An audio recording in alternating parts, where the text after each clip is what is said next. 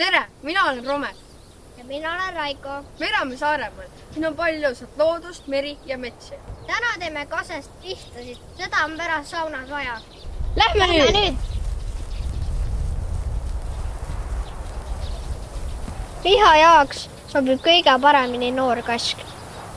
Vaata, siin ongi pehmed ja rohelised lähed.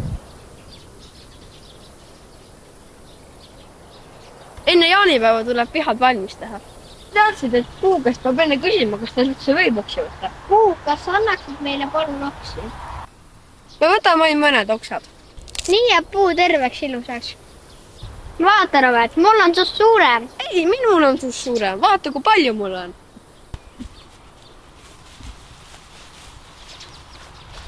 Pehmemad oksad lähevad keskele. Ja tugevamad ümber. Nii, Robert, paneme need nüüd kinni. Okei.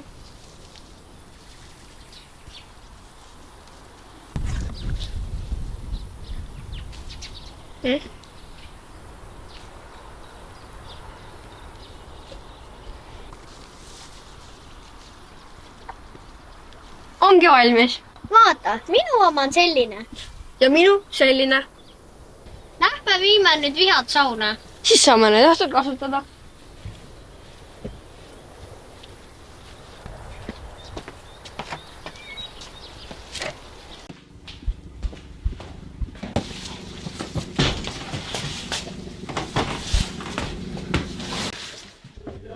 Äkki näitame veel, mis meie aias on. Tulge, lähme. See on meie kaev. Meie vanas ehitas selle. See on meie käru. Aga tulge vaadake meie puid. Need on meie õunapuud. Meil on kodus kass. Ja koer. Ja kuur. Meil on veel palju. Järgmine kord näitame teile seda kõike.